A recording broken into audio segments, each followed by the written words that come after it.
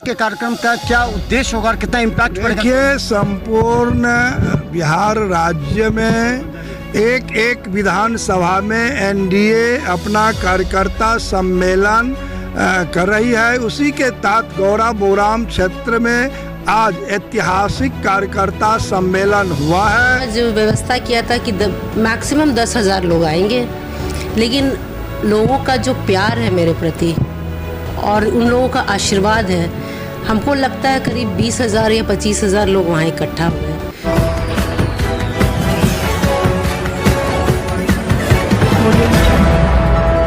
ठाकुर यहाँ पहुँचे और खासकर इस कार्यक्रम की सफलता का श्रेय भी मिलने वाला लगता है। आज के कार्यक्रम का क्या उद्देश्य होगा और कितना इम्पैक्ट पड़ेगा? देखिए, संपूर्ण बिहार राज्य में एक एक विधानसभा में एनडीए अपना कार्यकर्ता सम्मेलन कर रही है। उसी के तहत गौरा बोराम क्षेत्र में आज ऐतिहासिक कार्यकर्ता सम्मेलन हुआ है और हमारे राज्य के माननीय मंगल पांडे जी और सांसद बगल के डॉक्टर अशोक यादव जी भी इसमें शिरकत किए हैं। और निश्चित रूप से जो देश के यशस्वी प्रधानमंत्री नरेंद्र भाई मोदी जी के द्वारा विकास का काम हुआ है और जो राज्य के माननीय मुख्यमंत्री नीतीश कुमार जी के नेतृत्व में जो काम हुआ है इस क्षेत्र में, इससे लोगों में काफ़ी उत्साह है। आने वाला समय में एनडीए प्रत्याशी के रूप में यहाँ से जो भी प्रत्याशी आएंगे वो जीत करके जाएंगे। आपने एक पुल बनाया जहाँ बाढ़ हुआ आया था, यहाँ पर एक बड़ा पुल का निर्माण हो रहा है। लगभग 80 छोटा बड़ा पुल प्रधानमंत्री सड़क योजना और पुल योजना के तहत हमने बनाया है। 100 किलोमीटर इस विधानसभा में प्रधानमंत्री सड़क बना है 100 करोड़ की लगभग लागत से, और 200 करोड़ रुपया हमने यहाँ पर पुल निर्माण में भारत सरकार से ला करके प्रधानमंत्री योजना में दिए हैं। और इससे भी लोगों में काफ़ी उत्साह है। आज़ादी के बाद यह क्षेत्र विकास से दूर अछूता रह गया था। आप जाएंगे किरतपुर तो आज तक खरंजा नहीं था, वहाँ हम 18 किलोमीटर 14 किलोमीटर हर गांव को जोड़ने का प्रयास किया है। और जो आप SS 17 पर आते हैं यह भी विकास हुआ है। और देकुली जगन्नाथपुर 122 देकुली टू सिसौनी 122 करोड़ की लागत से 44 किलोमीटर वह भी बन के तैयार हो गया है, उसका भी उद्घाटन होगा।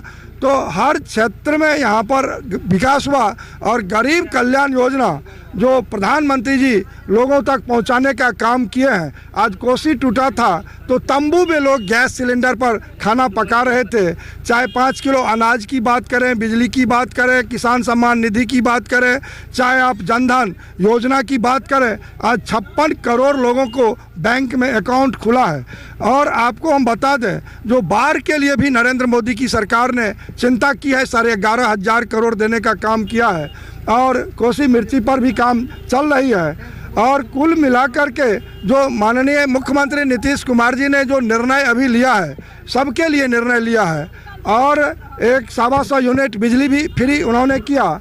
और कुल मिलाकर के हमको लगता है जो 400 से वृद्धा पेंशन 1100 भी किया। अनेक योजना हुआ है, इससे लोगों को डायरेक्ट गरीब लोगों को फायदा मिला है। मोदी जी का है सबका साथ, सबका विकास, सबका प्रयास, सबका विश्वास, उस पर आज एनडीए काम कर। धन्यवाद गोपाल जी ठाकुर हमारे साथ। और हम बता दें लगातार ये कार्यक्रम दिखाएंगे आपको। आज एनडीए कार्यकर्ता सम्मेलन था, आप लोग वहाँ उपस्थित थे।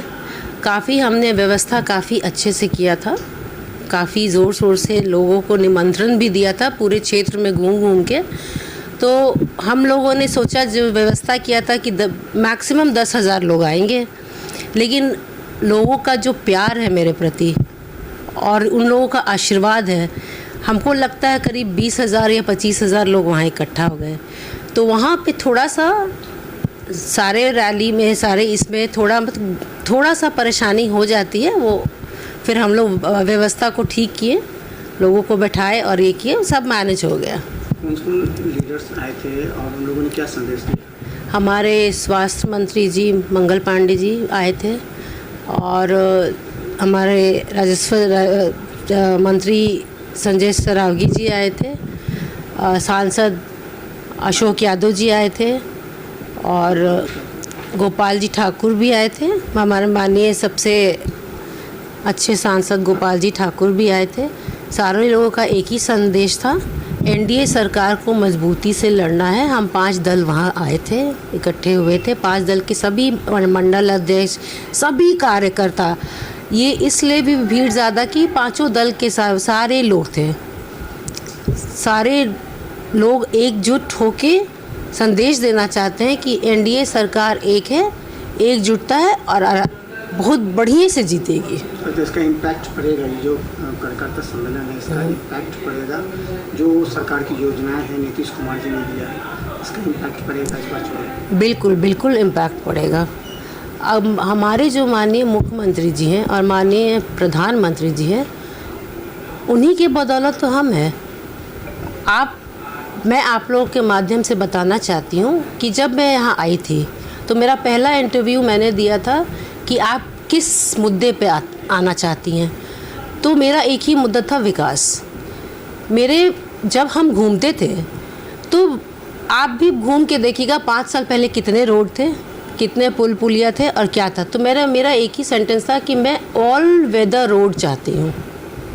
मैडम, आप विकास का बात किया है तो जी काफ़ी जो है सो जल जमाव से किसान त्रस्त हैं और पानी का जो है निकासी नहीं हो रहा है, इस पर भी तो काम होना चाहिए। बिल्कुल बिल्कुल होगा भैया। देखिए, मेरा 5 साल का कार्यकाल जो रहा है उसमें 1-1.5 साल तो कोरोना में बीत गया है और हम लोग लगे हुए हैं कि जो भी है शुरू है, वो जो भी है, ये जल जमाव नहीं होना चाहिए। ये तो किसान लोग की बात छोड़िए, तो हमारे खेत में भी पानी है, तो हम लोग पूरा इस मुद्दा को उठाए हैं। पलायन को कैसे देखते हैं? देखिए, पलायन तो आप जैसे भी बोलेंगे, अब पलायन आप बोलते हैं, बाहर के लोग भी तो बिहार आते हैं, तो उनके लिए क्या पलायन हो गया?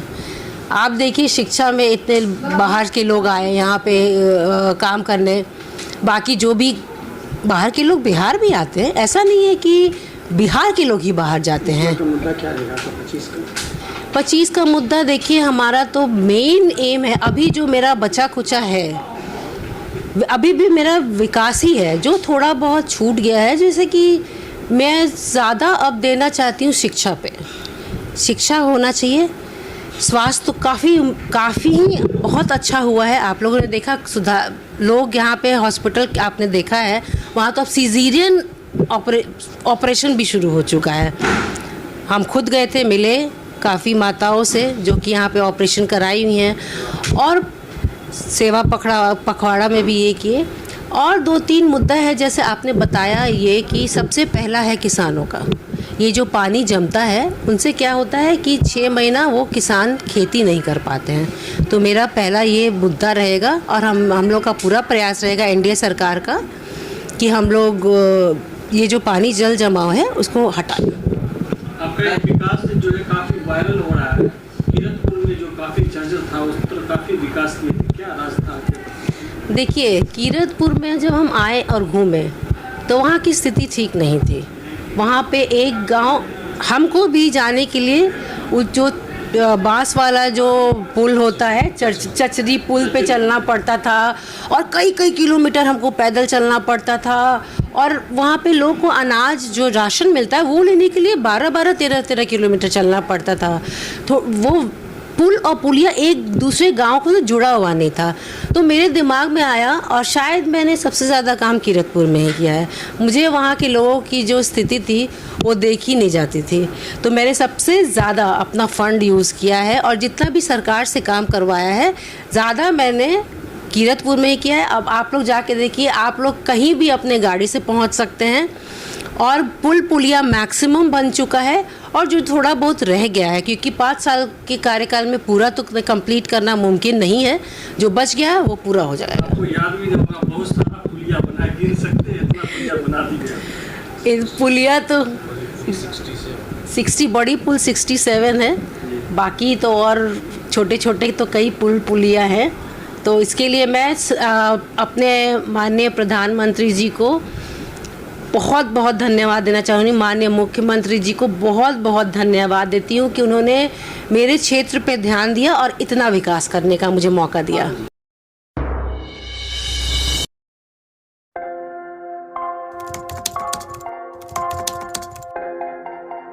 मतलब ये हुआ जुमला हुआ, ऐसा कोई नहीं कर सकता है दुनिया में।